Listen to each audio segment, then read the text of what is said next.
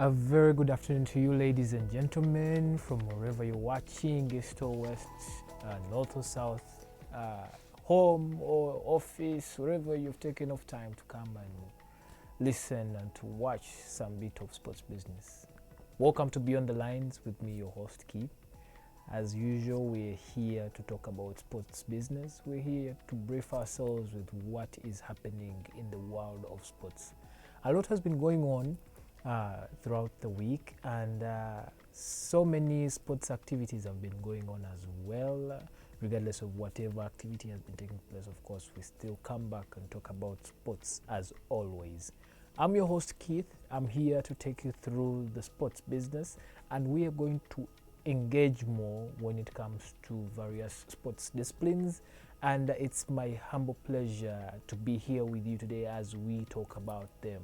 So starting off our segment today, obviously, we're going to talk about some bit of home sports going on here, left and right. But of course, we're going to major mostly on the FUFA Big League. So of course, as you know, the FUFA Big League is a tournament that is being played by this is like the second top league here in Uganda, but of course it features teams that are coming out of the regional leagues, and of course, you know, everyone is tussling it out to see that they can put their name on top there. So back here in the east, we have two representatives, that is Bale Heroes and Kataka Football Club. And as you can see on your screen, we are into match day 5, actually match day 4, no, match day 3, and you get to realize that a lot of action has been taking place when it comes to football that is in the second tier of Ugandan football.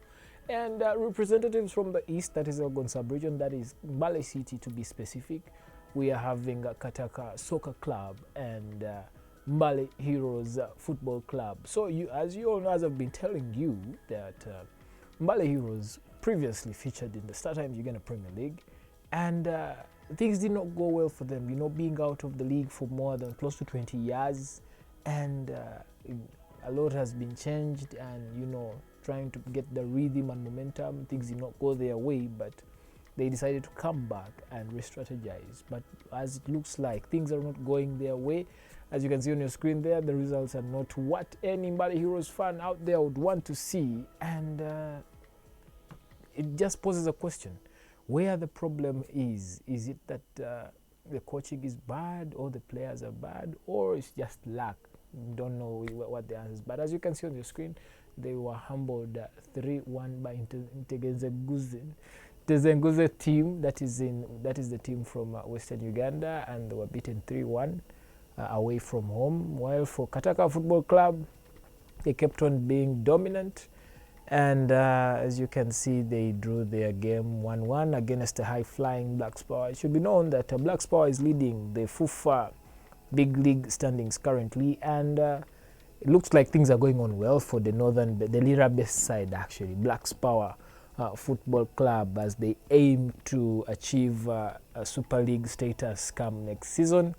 And Kataka played with them, obviously, here at the Mbale City Stadium, and yeah, they went 1-1 between the two games. So you get to realize things are not going on well for both sides, but of course we're just into match day 3, and you ought to give them a benefit of doubt in a way. But yeah, as it stands, football is going on. So the table as it may look, the table standings for the FUFA Big League shows, of course, if you check through, you'll get to realize that Kataka is number 4 out of the big 3, and Mbale Heroes, things are not going on well for them, as they have dropped. So as you can see on your screen, we're having Black Power leading, of course, with 2 draws and 3 wins, and then Wakiso Giants coming through with 3 wins and 2 draws, and Tugazese coming through with 1 win, 3 draws and a loss, and Kataka making the top 4 with 1 draw, 2 losses and 2 wins. Nebi Central coming through with 2 draws, 1 win, 2 losses. Iganga United, Kigezi Homeboys, Nyaragugu coming through as well. Sitada coming through. Sitada and Bright Stars, Little Bright Stars making the top 10. So in the bottom half we are having Onduparaka, Mbale Heroes, Karo Karunji, Paida Black Angels and Young Elephants. And Chiyinda Homeboys obviously closing the 16-team log. So as it stands, we are into the season, and yeah, we'll wait to see what's going to happen, and things go as things continue. So we're going to take away some bit of attention from the FUFA Big League, and we focus on the local basketball league here in Uganda. That is the FUBA NBL. And of course the regular season had ended already, and the best 7 were selected for the playoffs, and the best 7 had to tussle it out to qualify for the finals. That's the FUFA NBL playoff finals. And of course from the best 7, we got to realize that Namuwongo Blazers and City Oilers proved too tough for their opponents, and things didn't seem so well for the other opponents as well. But you get to realize that City Oilers, being dominant, of course winning it 10 times in a row, the NBL title, the full basketball league title, this year came with different aspirations for the basketball faithfuls. And of course Namuwongo Blazers, of course throughout the regular season they've been proving dominant and having their name cemented on the local basketball scene that is here in Uganda. And you get to realize that the two tussled it out, of course, in the game best of 7 series. And of course, usually if you're a basketball fan, you get to realize that in Uganda the only powerhouse you have maybe is City Oilers, but this year around things changed, and things didn't look good for the Namuwongo, I mean for the City Oilers, that is the Kampala best side. So as you get to realize on your screen there, we're having new champs in the building in the names of Namuwongo Blazers. So Namuwongo Blazers, of course, playing 7 games, but proving too tough for the reigning champions, that is the City Oilers. As you can see, of course, Namuwongo Blazers boasting of the likes of Tony Drileba, who formerly played for City Oilers, Jimmy Enabu, Tony Drileba, and James Okello. Of course, those are veterans that, of course, have been in the game for quite some time now. And you get to realize that they, of course, they are saying that they want to switch allegiance and play for the Namuwongo best side. Proved too good for them, obviously. Of course, clinching their maiden title, of course, winning the game 4-2. Against the reigning champions, that is City Oilers. Of course, City Oilers had they had the horsepower, of course, with the likes of Fayed Bale, Curtis John, Wansia, and Jordan Brown, obviously, and Moses Maka, all those. But of course, they didn't manage to clinch their 11th title, of course, and paving way for the new generation, that is the Namuwongo Blazers. And I was going to show you that there's a shift coming through when it comes to basketball here on the local scene. So congratulations to the Namuwongo Blazers, and we hope to see more of them. And as for the City Oilers, it is time to go back to the drawing board and see what went wrong, and see if they can bring back their dominance to the basketball franchise, that is the NBL. So of course the men weren't only in action. We had also the female section also, of course, doing their thing. And of course, the Women's Basketball League, of course, coming to an end, and having the likes of JK Lady Dolphins, who have been too dominant in the field of basketball on the female side, and a surprise, that is JT Lady Jaguars. So Lady Jaguars is not a team that you would hear often, but this season proved too tough for all for all other teams that were taking part in the basketball tournament or the league, of course, in general. And you get to realize that, you know, the way they were playing, it would show you that these are really serious title contenders. Of course, the Lady Dolphins, of course, having boasted of the likes previously of Flavia Flash, that is Flavio Kecho, and Rita Imanishiwe, etc., etc. All of them playing for the team, of course, proving too good for the Lady Jaguars, and clinching their title, of course, their third title in 6 years.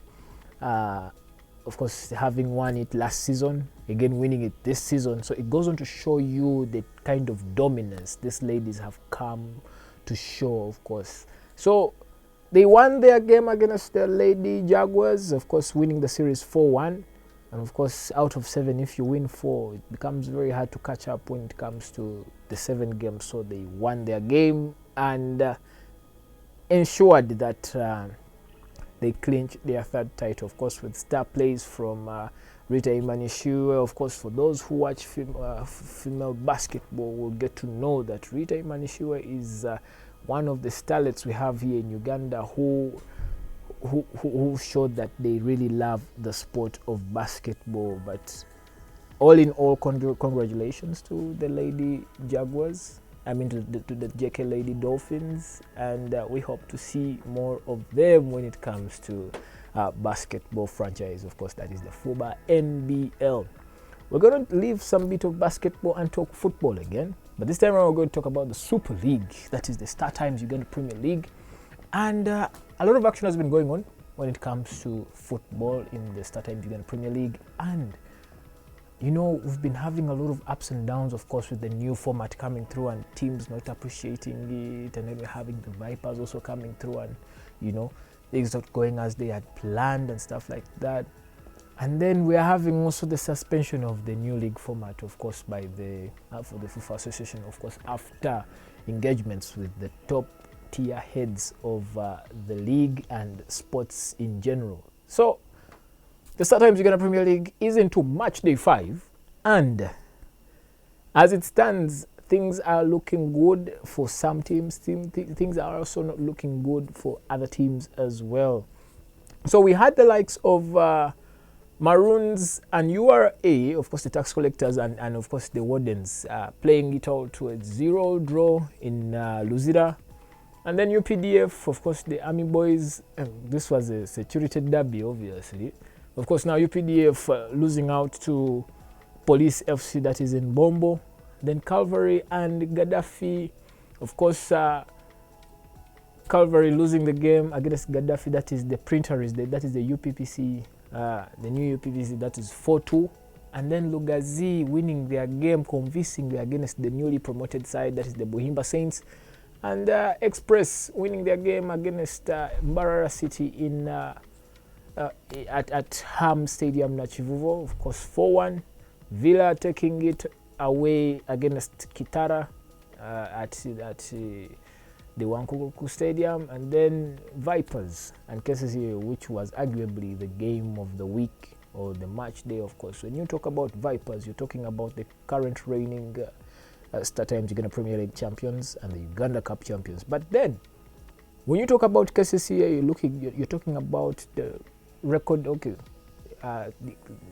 precisely not record, but this is a football powerhouse. Of course, KCCA boasting of the likes of Ivan Imanisiwe, the Hunter. So of course, Vipers winning that game at the Kitende Base 1-0, and Bull and Neck playing out to a 1-1 draw, of course, at the MTN Arena in Lugogo. So it goes on to show you how things are moving. Of course, they're moving steady and fast, but you know, the competition is going on very well. But honestly speaking, it is really good to see that we're having all teams playing their games again, because things have not been going on well for the Uganda football, obviously, of course, with the new format coming through. But again, also some teams as well. You know, Vipers fresh from the CAF Champions League elimination by Zambia's Power Dynamos. and then of course NEC losing out to qualification in the Confederation Cup against Nairobi. So Nairobi United, obviously, things weren't going on well. But then again, the wars continued at NEC, of course, with Mbalangu, Coach Hussein Mbalangu losing out, parting ways. I think he's the first coach this season to leave his managerial position. Coach Hussein Mbalangu, someone who arguably was known for turning the Philip Omondi Stadium that they were going to a slaughterhouse for NEC, of course. And things didn't go well for him. There are some issues that came here and there that have been circulating, obviously. But then it all came down to Mbalangu and NEC losing out on the partnership and thereby parting ways. So of course, Patrick Kadu, formerly of Express, joining in to take over at NEC, goes on to show you that there's continuity in football. But all in all, Ugandan football continues. We love the game, and we hope to see that things go on well for them as of course. So away from the Star Times Uganda Premier League, we're going to take it a little notch higher and talk about the Uganda Cranes. So we are into the international break, and of course players have been summoned from their various clubs to see that they can represent their nations. Back here in Uganda, we are into the final international break of the year. Okay, the second final international break of the year, because we are bound to play the Africa Cup of Nations that is scheduled to take place in Morocco. And of course, in our group, we are having the likes of Nigeria, Tunisia, and Tanzania all at once. And we hope to see that things go on well for them. So the boys have been summoned, and they've been called up to represent the black, yellow, red, the 256. And FUFA came out with a statement, obviously. So we're going to first begin by talking about Paul Put, the coach. Obviously, rumors have been going around that he was in talks with the Cameroon FA to join the Cameroon national team, but things didn't go as planned.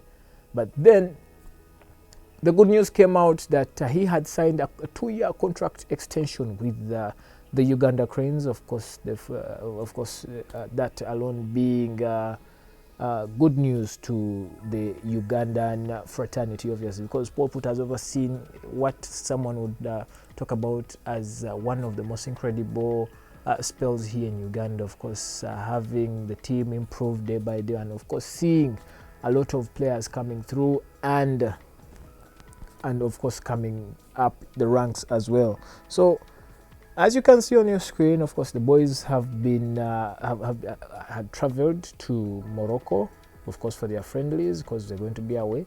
So we'll be taking on Chad, the Chad Republic, on the 13th, and we'll take on Morocco on the 18th as well. So as you can see on your screen, we're having the likes of Roger Storage from Vipers, Kwikiriza Shafiq Nana from KCCFC, Chigundu Dennis from Vipers, Alan Okelo from Vipers, Herbert Achai, Jude Semugabi, Hilary Mukundani, Alan Royworth, Aliho Moses, and Panderigan, alongside Ikara Tom from Bull, of course, that have been summoned and who had already left from Entebbe to go to Rabat in Morocco. And the other team that would be joining in, obviously, so you get to realize that there's so many players who have been summoned, and they are joining in from their clubs, obviously, because there's been a lot of club business going on, club football going on, of course, this past weekend.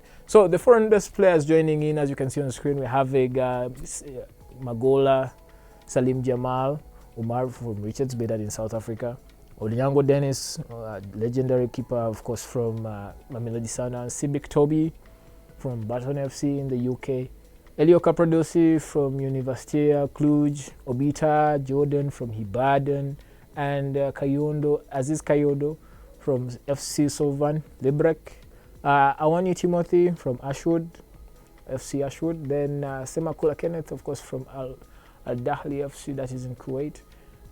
Aucho Khalid from Singida Black Stars, of course, having moved from Yanga, of course, to join Singida Black Stars, who are bound to play continental football again, that is the CAF Confederations.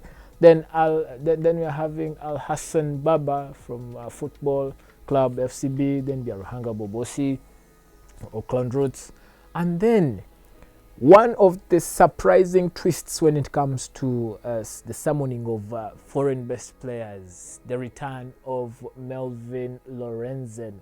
Melvin Lorenzen is not a new name to Ugandan football.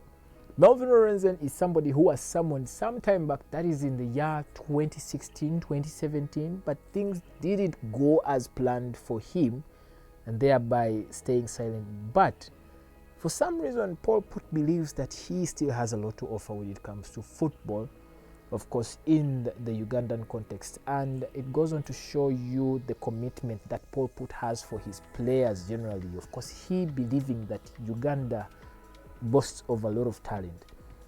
Lorenzen is not new to the Ugandan setup, but we thank God he's back.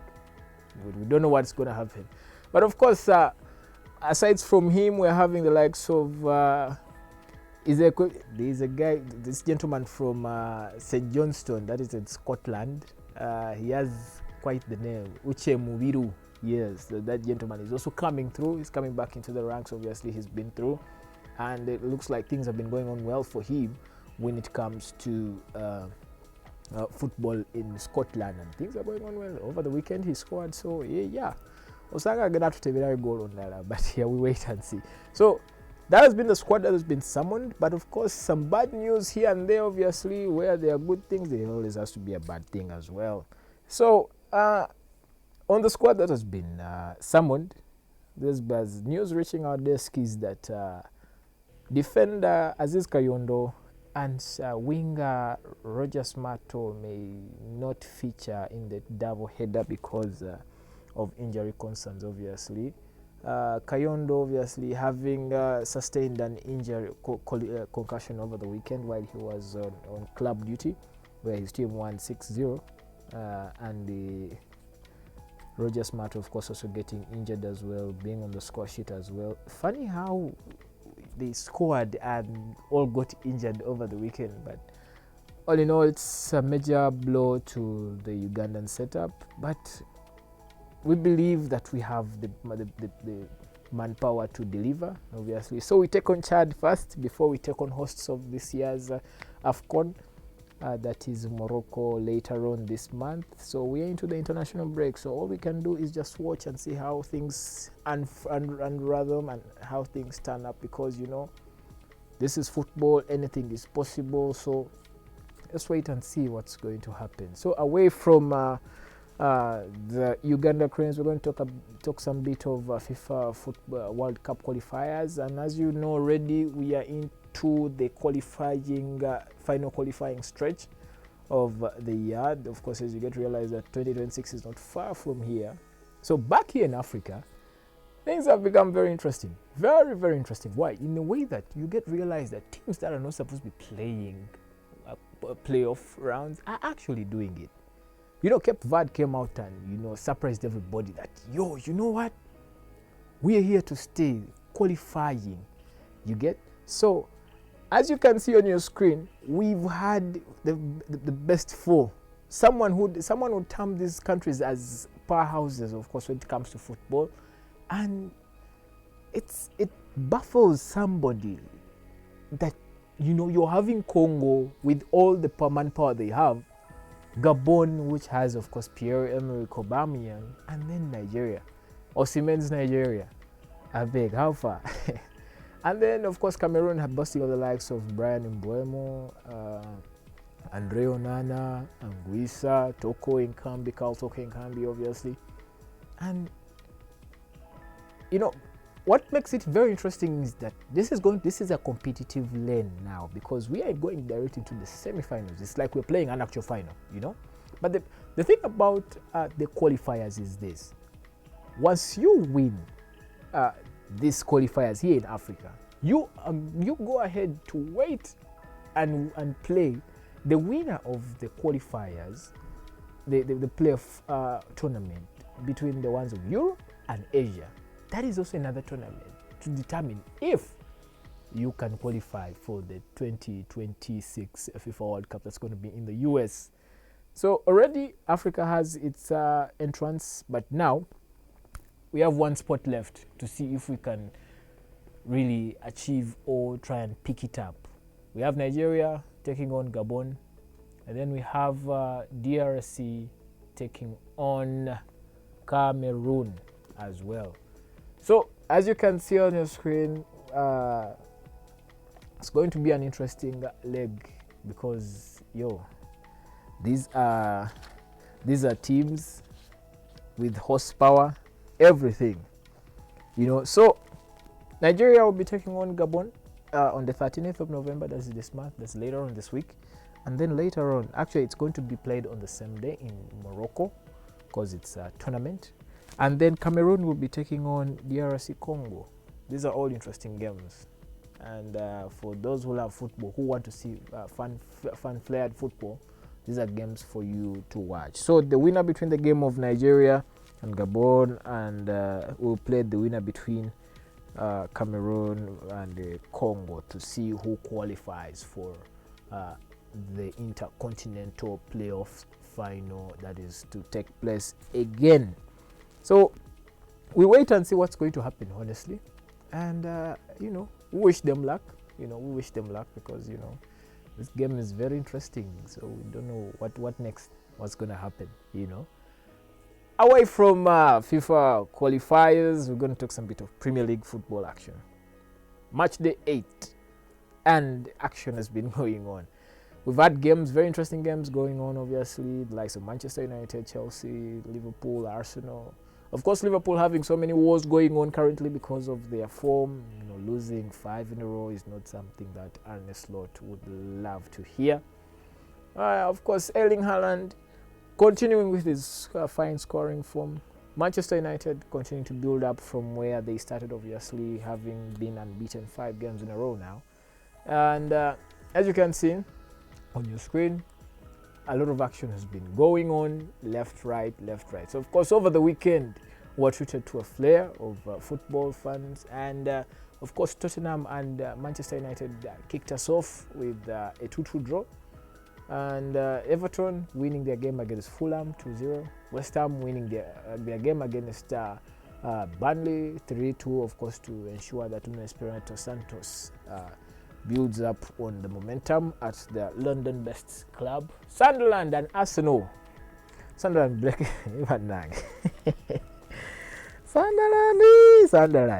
Sunderland shocked Arsenal 2-2. When you're in fine form with clean sheets, it becomes very challenging, of course. But of course, Sunderland coming through and drawing with the table leaders, Arsenal 2-0. Of course, Arsenal playing away. That was a very interesting game to watch. And then Chelsea winning their game 3-0 against the Wolves, ensuring that Saturday was done. Sunday gave us shockers. I never expected us to Bournemouth to lose, but they actually did. Aston Villa humbling Mino Raiola's boys 4-0 at the Villa Park. Brentford winning their game against Newcastle. Of course, things not looking good for Eddie Howe currently. Crystal Palace and Brighton playing out to a 0 draw. Nottingham Forest winning their game against Leeds convincingly 3-1. And the wars continuing. That is Manchester City winning their game 3-0 against Liverpool. And this goes on to show how bad things are at the Merseyside club, because it has not been best of days for them. But we really hope that the defending champions come through and try to put up a fight, because as you can see, things are not going on well for them. I wouldn't want to go deep into details because generally the atmosphere at Liverpool at Anfield currently is worrying. But there is hope. So as the table stands, you see, Arsenal lead the way with 26 points. Manchester City coming through second with 22. Chelsea coming through with 20. Sunderland closing up the top four with 19 points. Tottenham, Aston Villa, Manchester United, Liverpool, and Bournemouth having 18 points respectively. Crystal Palace having 17. Brighton and Hove Albion having 16. Brentford 16. Everton 15. Newcastle, of course, 12 as well. Fulham coming through with 11. Leeds with 11. Burnley, West Ham, and Nottingham Forest coming through, of course. But of course, West Ham, Nottingham Forest, and Wolverhampton Wanderers making the top 20. The top 20 teams in the Premier League. So that is how your teams are standing as of now, because football is very interesting. Things flip, behind. As others are heading up, others are going down. So wait and see. We're into the international break. We don't know what's going to happen. So let's wait and see after the international break as we resume action, obviously, in the English Premier League. So we're going to talk some bit of female football, obviously. We're going to talk about the UEFA Women's Champions League. Yeah, women do play football as well in Europe. And for the football lovers out there, actually particularly female, this is for you. So we are having the UEFA Women's Champions League league phase also continuing as well, and things are looking very competitive, as you can see. Of course, the likes of Manchester United, who are debuting the group stage for the first time. Chelsea, of course, who are finalists before. Arsenal, who are out to defend, who are the defending champions of the UEFA Women's Champions League. Today being action, we are into match day 4 of the UEFA Women's Champions League, and it looks very interesting. There are very good matchups today that are taking place currently, and as you can see on your screen, we're having Roma taking on Vallega. Of course, those are very good high-flying teams as well. St. Paulton will be hosting Chelsea in Switzerland. Barcelona, of course, the record champions, obviously, they've won it categorically, will be taking on Oud Luren, and Benfica taking on 20. And then the game that very many people would be looking at, obviously, that is Manchester United taking on Paris Saint-Germain. Real Madrid, of course, will be playing today as well against Paris FC. Olympique Lyon, also heavyweights in the women's category. Again, it's also Wolfsburg, who have also won it before. For Manchester United fans, you will know the likes of Melvin Malad, your current number 9, who plays for the women's side. And for Wolfsburg, of course, you'll talk about Dominic Janssen, a defender as well, who has been at Wolfsburg before. Then Bayern taking on Arsenal as well. That is a heavy game that will be played tomorrow. And then Atletico Madrid taking on Juventus Football Club, obviously. Of course, Juventus having the star player that is in the names of this lady was Alessia, actually, yes. She was at Aston Villa, but of course making this is a partner to Douglas Luiz. Yeah, currently she also plays football. So wait and see what's going to happen when it comes to football, when it comes to the women's side as well. All right, ladies and gentlemen, again, thank you enough for having spare time to watch and to see what's happening in the world of sports. A lot is going on currently, but the mere fact that you take off time to say, okay, let me get myself equipped with the sports updates here on Beyond the Lines, me, your lovely host Keith, taking you through weekly updates and showing you what's actually happening. It's a plus on our side and it's a plus on your side. Thank you. You've been a wonderful host. Looking forward to next week. See you in the action. I sign out and peace.